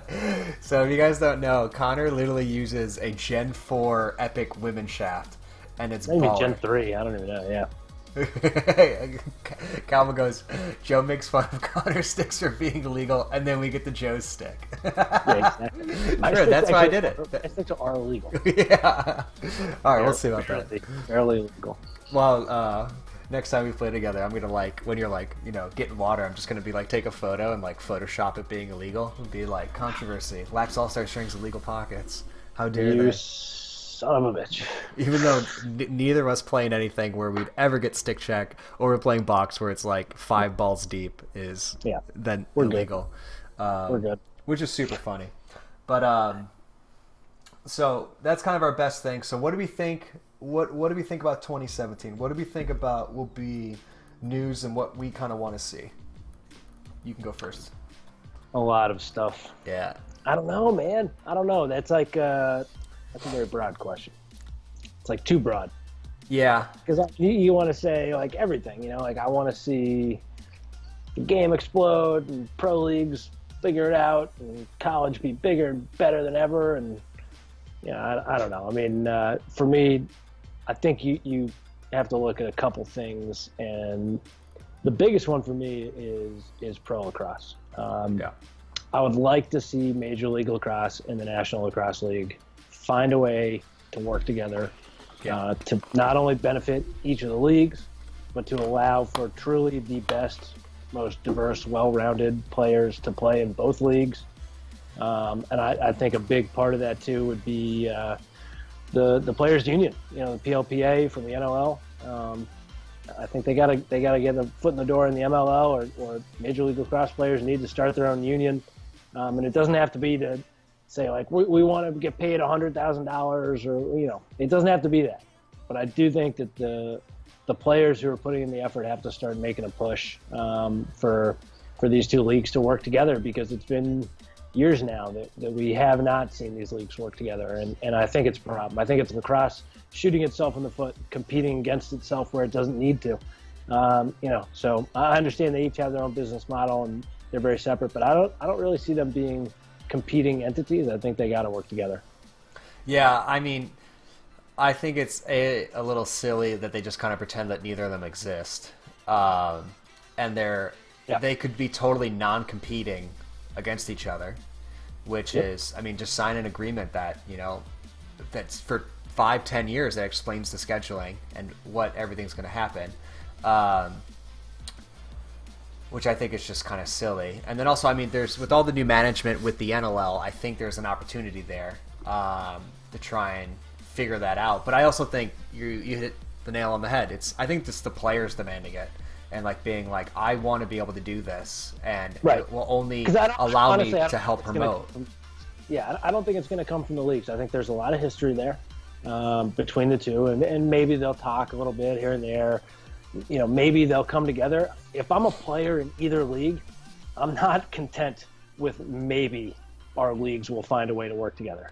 I'm just not. It's so I think so it's on the players. It's on the players to make it happen. Yeah. Bring back the Philly Wings. I'm pretty sure that we'll see that pretty soon. Pretty sure that's going to happen. Yeah, and I mean, everyone loves to talk about expansion. I'd love to see expansion personally. Is it a realistic thing to be pursuing when you can't even work out a partnership with the other lacrosse league who you don't compete with, who runs basically during a different season than you? Nope. So again, I always pitched 26 teams in terms of changing things, but I have some doubts. 26 teams in 2019. I literally went what? No, get out of Dodge. I mean, that's the thing. I think it's not just more. I think we have to try harder at what we have. I think that's kind of the difference. And I don't think a lot of people share that current view right now. Which I think is a little bit kind of silly. Losing Joe Walters to Field only really hurts U.S. box lax. I mean, he'll still probably play on the Worlds team and stuff, but you're saying just as in someone to aspire to be? Maybe. I agree. I completely agree. That's a good focus for 2017 on the lax side, the actual games. I think on the gear side, I think we need to have kind of a larger focus. Oh, you can't hear me? Oh, geez. What happened? I can't hear. Can you hear me now? No? Yes? Maybe? Uh-oh. Danger, Will Robinson. Can you hear me now? It's getting better. It's getting better. I think it's your janky Brooklyn internet. It's probably on my end. Yeah, absolutely. Yeah, I got 1,000 kilobytes currently. All right, I think we're back. It gave me a little warning. I think on the gear side of it for 2017, I think we need to find more like harmony in kind of all the pieces of the stick that will lead to an understanding. Like right now, I feel like there's a lot of kind of like ideas that are half flushed out in different ways that kind of lead to like this hodgepodge. It's like so close to being good. Yeah, it's like we have the materials, they're just not being implemented well. And I kind of want to start talking more about balance in a stick. I think that's like one thing my sticks, I always strive for my sticks. And I feel like you've explained this to me in your own way, where it's like I've picked up your stick, you're like, it just feels good. Like, I feel like I can just feel the ball. And then it's like sometimes when you'll change, you just be like, I just kind of don't know what I'm doing. Like, you don't feel as honed in on with your stick. And I mean, it's all comes down to balancing out the pieces. And it happened in hockey like 7 to 10 years ago, where they just started making sticks so light you couldn't feel the puck. And then they tried to make the blades heavier so you could feel the puck, which then made the stick blade heavy, so it was harder to stick handle. So starting to try and educate and talk about that is something I think that we'll see more of. Like this year, I think we would call like the year of head rattle, where everyone's like, this is the same thing, but now you don't have head rattle. And it's like your shaft should just fit your heads. Like, what the hell's wrong with you? And they're like, what do you mean? What do you want us to do? Just put tape on it. And you're like, so I buy the super light shaft to then tape it? Like, what are you talking about? Which I think is kind of interesting. The F-22 Air. Yeah, definitely one of my favorite lax-isms. Totally random thing that I still think is a very valid idea. But I think that's what we're going to see a little bit more of. And that's like kind of the issue a lot with the Warp, and then like them selling a crazy light shaft with it. It just like, even for a kid, he won't be able to wield it. It's just going to be so top heavy, especially with the ball in it. You're just going to have a hard time to actually play the game. And that's like, it's kind of funny. Like, I had like a little test with Chris where it's like we took his stick and then I put a lighter shaft on it, a heavier shaft on it, and just did different things to it. And it's like the heaviest shaft, he thought the stick was the lightest, and it's because it was balanced. And I thought that was a really interesting idea. And that's why I'm just like, I got, a 205 gram shaft. It's perfect. I'll murder you. Like when people are like, what do you think about the 105 gram element shaft? I'm just kind of like, what? Like, that's a thing? Why? Like, what do you even do with it? But we'll see. I haven't seen one in person. If they hold up, that's some crazy engineering. I mean, my understanding of carbon fiber, getting to that light of a shaft, it's just not great. It's not great. So far, it hasn't worked in other sports. So they have a lot more money in engineering than us. I'm twisted a little bit on it. I think that there's like I've definitely had a stick that's been too light. And I just it wasn't for me. I'm sure that some people pick it up and they're like, this is perfect, and that's great. But all of a sudden you get to the point where your stick, your head, your shaft, everything is so light. And then all of a sudden you've got a 5-ounce lacrosse ball in there, and it feels really weird. I think that there can be a case of going too far with it. I think maybe I'm wrong here, but I find I can shoot a little bit harder with a slightly heavier stick sometimes than a really, really light one. There are things I can do with a light stick that I can't do with a heavy stick. When I played defense in college, I didn't always love to have the lightest stick I could, because I wanted, I was just strong enough. I could pick up a heavier stick and swing it around pretty forcefully. So I wanted my checks to, leave an impression. Do something. So I don't know. I mean, I think that there's a lot of stuff going on, but lighter. Everybody's lighter. I don't know that lighter only is the best option. At a certain point, maybe you want stiffer, or maybe you want more flexible, or I don't know. I don't know what people want. Maybe somebody wants something a little bit heavier. Once you've been lifting for a bunch of years, you can rip a 200 gram shaft through as well as you can 100. It's because you're strong enough for it. So I don't know. I mean, I'm up in the air about it. I think the lacrosse industry is constantly trying to push the limits and find new products and new things that they can sell. You see it with, evolution after evolution after evolution of heads coming out. Yeah. And I don't just mean the evolution. I literally mean every head comes out with a bunch of different molds and upticks and upgrades and models and remodels. And I don't know how useful all of that really is when they're just these little differences here and there. I think you got to focus. What Warrior did was smart with the warp again. Like they focused on doing something very different. We'll see if they can do something very different with shafts or gloves. We'll see if anybody else does the same thing. But that's where I think it's at. I don't know that it's these slight little differences that are going to make the biggest difference. Yeah, I actually have a Bloodwood shaft. That thing is dense as hell. I think it's in my room. That thing's crazy. But yeah, I mean the other issue I kind of have with it is, I mean, I don't know if I'm being an old man here. It's like the safety thing of it, because I know, like, playing box on Long Island and getting a bunch of field people in there that have field shafts, and then when me and the Fugers and a few other people start playing, your toothpick shaft goes, and it goes quick, and we're not we're wearing elbow pads and gloves and a helmet, and when alloy breaks, unlike titanium and some other sticks, it's deadly. It doesn't dent it. It literally splinters. And that's a little bit of kind of the thing I have going where Stab. Yeah, and it's like as soon as that happens to someone, like I've seen someone get cut with a skate, and it's scary as hell. And it's like, who's getting sued over giving someone, a toothpick and run in there and cross-checking someone, and they have a pretty large gash on their body from it. Yeah.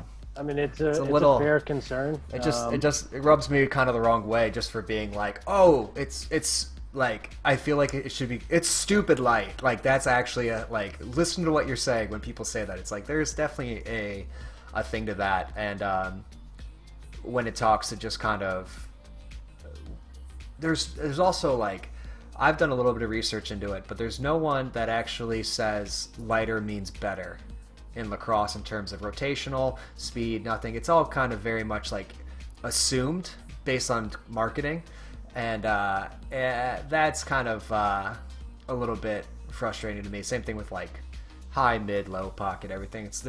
It's all feel based. There's no actual thing to it, and that's why I'm kind of like, if someone unlocks that, that's where the future is more for me. Except besides just being like, you can pick up this stick and just play with it. It's like, you know what I mean? We thought that when Warrior used to string pre-strungs 10 years ago in like Taiwan, that we were like, oh yeah, pick up and play with this. It's the best head on the market. And now we look back and we're like, oh my god, that was a pocket. And I think a lot of people are starting to realize that the pocket is by far the most important thing in a stick. By far. It's the largest performance thing, and it's also the largest thing that holds people back from having the best stick that they can have. And mixing those two things with just other stuff that costs, that you make more money on because it has a higher price point, and the simple kind of Nike effect of saying stronger, lighter, better, has left our industry oversaturated with actually not a lot of substance. And that's why I just think when people say like, we're coming out with a metal shaft, I'm just kind of like, did you go to Krypton and find something? Like, I'm so confused. Like, why? What are you going to do that's different? And nobody has answered that in the past. I can't hear you again. Oh, I'm sorry. Hold on, it says I have internet connection problem. Okay, it dropped out.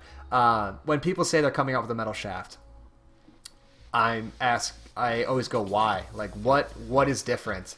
And they make up some number and name for the alloy they have in it, which is just a scandium alloy with 1% titanium maybe in it. They all weigh around the same. There's 3 different models. There's, you have 148 gram shafts, you have your 158 gram shafts, and you have your 168 gram shafts that are all based on scandium and titanium blends.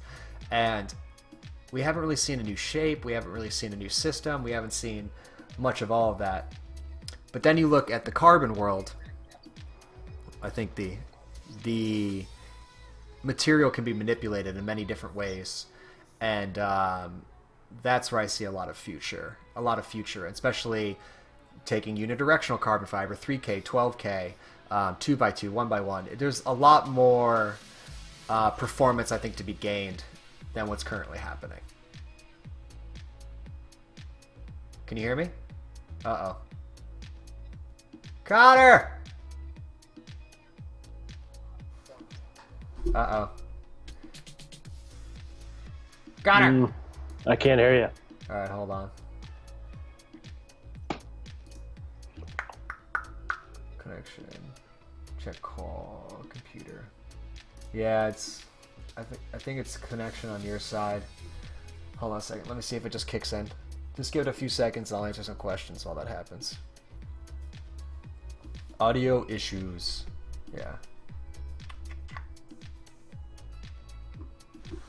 Why do they get rid of titanium? It's expensive, and people think it's heavy. It's pretty much the reason.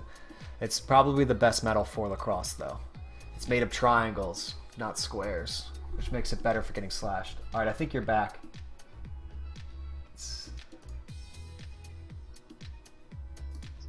Are you better now?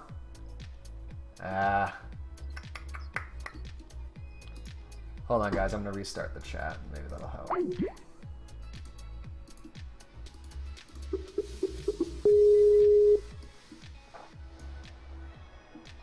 Yo, can you hear me? Oh, I can hear you. Okay, yes. I think it just totally dropped out. There we go. Yep.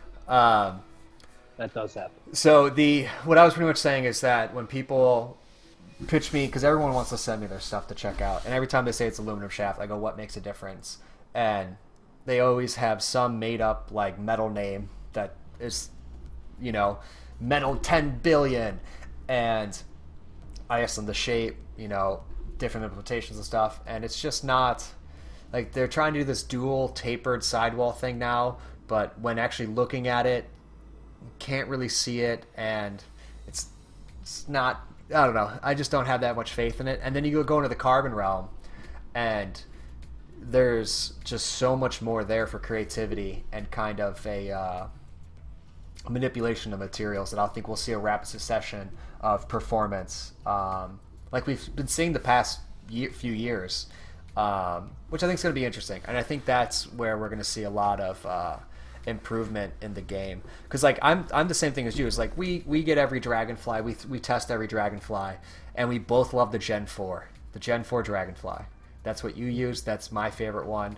And I kind of think I know why on the material side of, because we're very much feel-based players, which is interesting. And I think that's kind of now what other companies are going after, is that kind of just like, it's just a carbon rod that feels good. But I think there's not as much performance in that, because we're very much like, I'm just going to put it in the corner, and the goalie's not even going to see it coming because I'm going to shoot around someone. I'm not going to shoot 100, probably going to shoot like 68, but I'm going to score. It's going to be awesome. And that's kind of... Definitely shooting 68. Yeah, definitely, yeah. I think my only shot and only goal from this league so far was like, I just came up and was like, all right, I'm gonna show them how to shoot over screen, and then I was like, I don't want to hurt the goalie, so I was like, bottom left hand corner, nice and easy shot, and you're like, yeah, that was a box shot. I was like, I'm not here to hurt anyone. Yeah. That was moving 12 miles. Yeah, but it placed. But I definitely see this next year. I mean, I would like to see people challenge the idea of where materials are used and how they're used, more so than this is lighter, stronger, better, and like why, and they're just like, it just is, and you're like, oh, all right, cool, here's my $100. Yeah.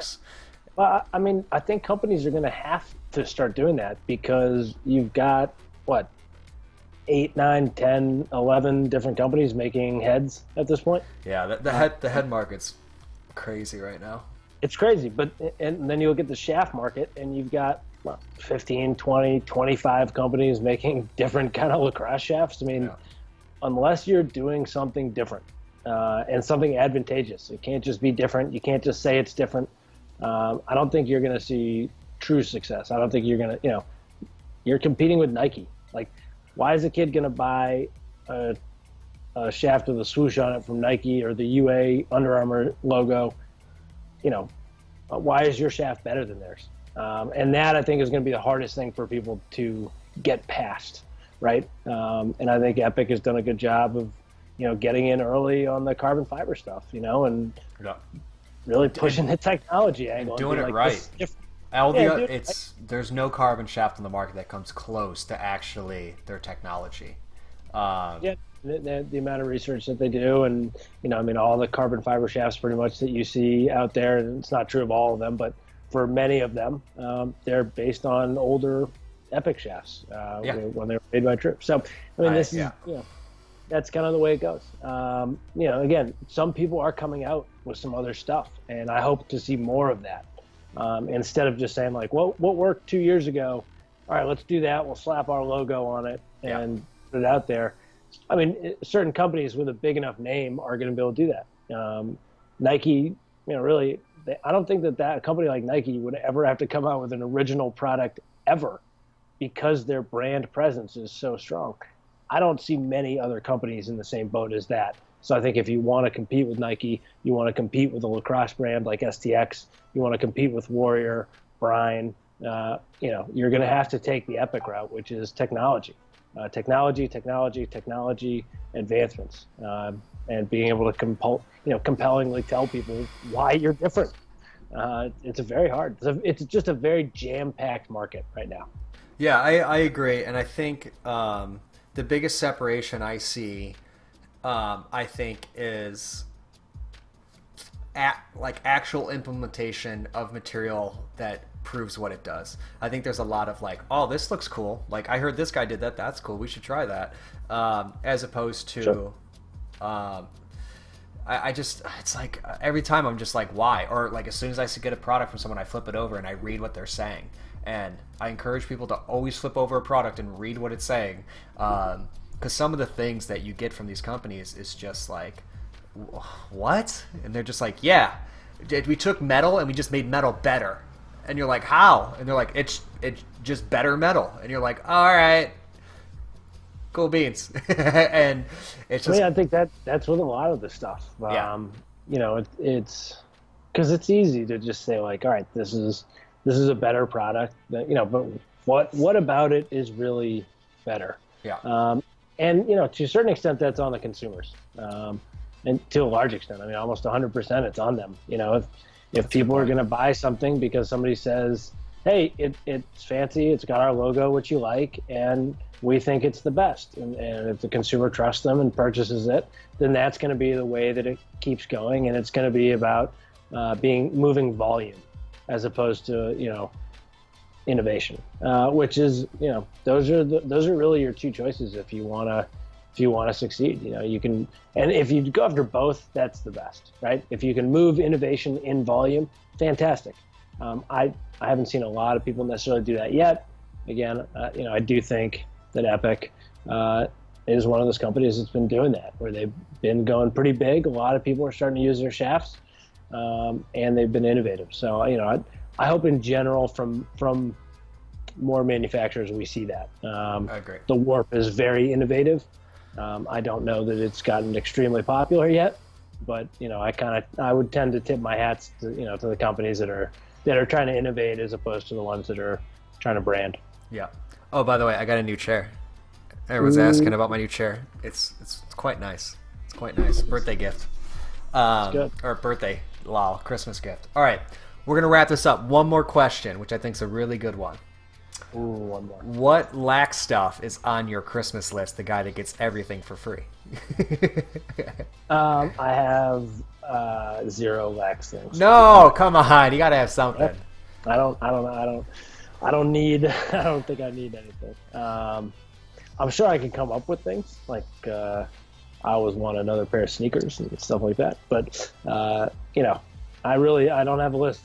Paul Carcaterra and Paul Rabel had me on their Sirius XM show earlier today, and they said awesome. I got one, like a Christmas wish for lacrosse. Yeah, and that's a good question. I'll answer it the same way, and that is my wish would be that every single person who plays, coaches, refs, enjoys this game, knows about this game, finds one other person and introduces them to lacrosse. That's my wish. Nice.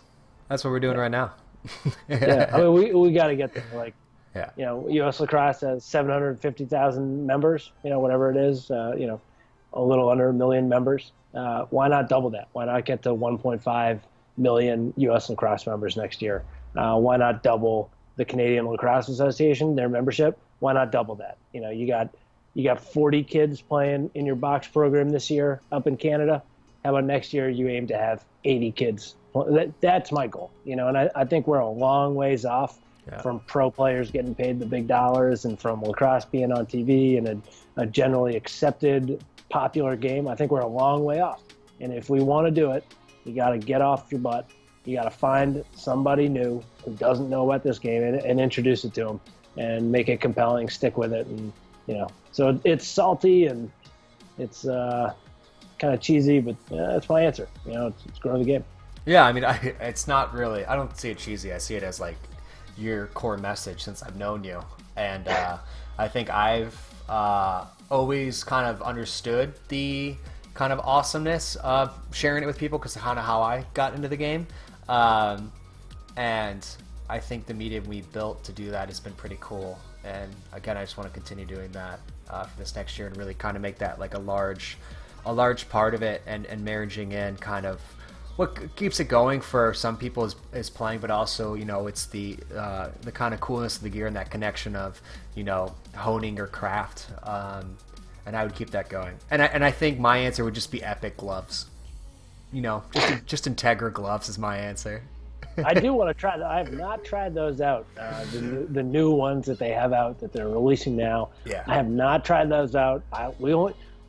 James, if you're watching, we have like 4 or 5 seasons left of box lacrosse season in New York. So I'll let you boys. I kind of dropped something where I was like, yeah, like, God, everyone's just, hold on, I'm sorry, hold on a second. And then, and he was like, what are you doing? I was like, I had to finish sending a Christmas list. Like, everyone always harps on me for a Christmas list because I don't say I don't want anything. And then people would buy me stuff, and I'm just like, all right. And they're like, why don't you use that? I'm like, because I would never use that. Like, it's just now inconveniencing me. It's like, all I wanted was Christmas. And it's so funny how people just don't take that. It means me. I'm like, when have I ever lie or like embellish? Like, I'm saying just, I'm good, chill. And I was like, yeah, maybe I'll have to hit up Ryan for a pair of those gloves or something like that. He's like, all right, yeah, cool, you do that. And I was like, damn it.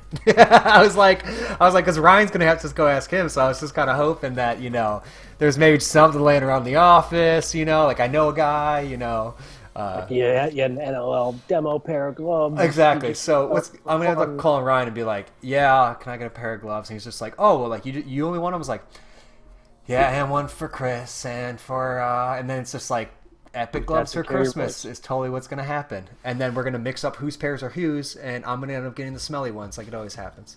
But good. I think that's to go in your smelly box bag. Oh, God, I put my helmet on last week, and I had to apologize to my face. I was like, I'm sorry, face. Like, you don't deserve this. All my other stuff was fine. You take it off, too, in the cold. You're like, oh, it's cold. It's dry. Yeah. It'll be fine. It was... And then you open it. Because I, like, hardcore cleaned everything for Cuse, and I just didn't clean my helmet because I only do that, like, once a year. And after, like... Gross. Yeah, like, Prague, Press Cup, and that, it just, like, that thing's got some stuff in it. But it's like one of those ones where you put it on and you're like, yeah, I reek. Like, I'm sorry. Yeah. It was like where your own smell is yeah, shocking. exactly. It was I couldn't imagine being not me and standing next to you. Yeah, exactly. Like you immediately go like, I'm sorry, guys. Like I'll be over here. I made a huge mistake. It was definitely mistakes were made. I immediately regret my decision. In the game that I always play, there's like a chat wheel with like built-in presets, and my favorite one was I immediately regret my decision, and anytime I like suicide myself while trying to be awesome, I just never say like, sorry guys, I just totally blew it. I just put in chat, I immediately regret my decision. And it's like the most like passive aggressive way to be like, yeah, I suck. It's funny is from your description, I think I figured out what a text wheel was. Because I was like, you said that. You're like, computer, outside people, internet? Yeah. I was like, I know how to play Duck Hunt. I'm nationally ranked in my house in Duck Hunt. No, I'm terrible. But I think that's everything, guys. I think that was an awesome wrap-up of 2016. Next week, we might be doing a Throne Live on the road. I will be in Cleveland. I thought it'd be fun to have my mom on and just ask her about lacrosse things that she doesn't know about. I thought you meant driving. I was like, that is dangerous. Huh? No, yeah. Guys, we have like someone report me like via Instagram that I'm live streaming via the car. But I think that'll be fun. We might do that one on Instagram to keep it a little bit easier. But Connor, thank you for coming on. One of my favorites. If you guys don't follow Lax All-Stars, you must. Be sure to also check out their site.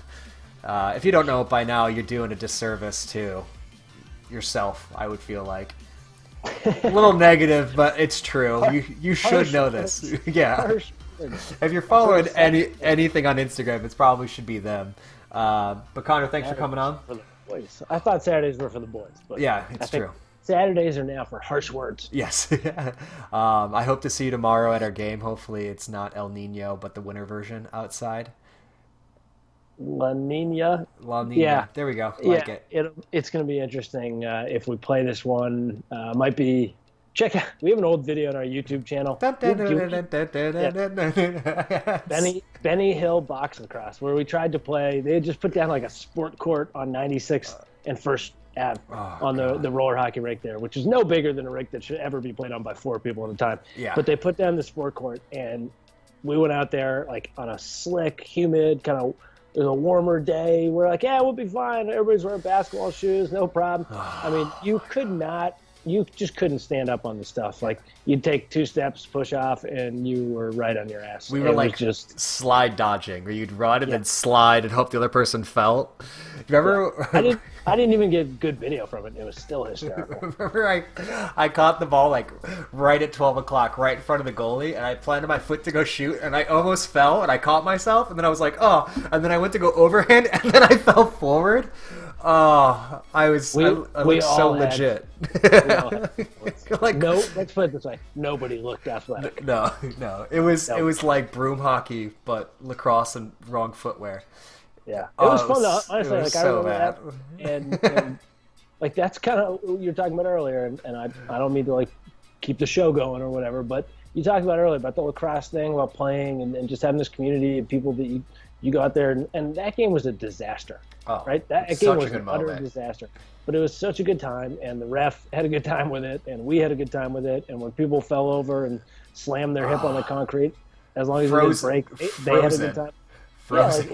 It was stupid, but it was fun, and I love the serious stuff, but that's also a big part of what lacrosse is getting out there and playing, and that's why I enjoy our friendship and coming on to shows like this, because this is what it's all about. And breaking 12 sticks in one winter season, so many sticks exploding. Not meant to be outside. So many Reebok heads done. That was like the year. Oh Reebok. My god. It was. Everybody had a Reebok 6K or 9K, and it was just like... like it's just the mesh holding it on. It wasn't like a one break. It was like the 6K would break like at both top corners, the bottom, midway through this. It committed to the break. The sidewall would just be like a million pieces. Like it just explode into people's eyeballs. It was terrible. Oh, we have like safety goggles on while playing. Like those 8th grade science, like with just the red or the blue thing going on the top, like the shot goggles. Look at the other kid next to you, like, why are yours green? You mean like with the strap? Oh, so good. And there were like 20 kids in class, 18 got clear ones, and then 2 kids got green ones. And I was always like, what? Why didn't I get the green one? I want to be special. The green one. Awesome. Well, thanks, man. If I don't see you tomorrow, happy holidays. And we'll have to have you back on again because this was quite fun. I hope you get those epic gloves. Oh yeah. I should just send this link to him and be like, hour and 51 minutes in. Please, but if I pick him up, I'll definitely let you know. Oh god, my mouse died. Hold on. That's what you get for having that fancy gaming mouse. I know, right? Because then I can't end the show. I like how you're like, well, sort of, this mouse is really good for DPDBOA games, but DPDBOA. the GMRLs are... But I can't just click on something to end it. So good. All right, buddy. All right. Well, thank you for your time. Enjoy yourself, and hopefully I'll see you tomorrow. Thanks for having me on. Later. See you, bud.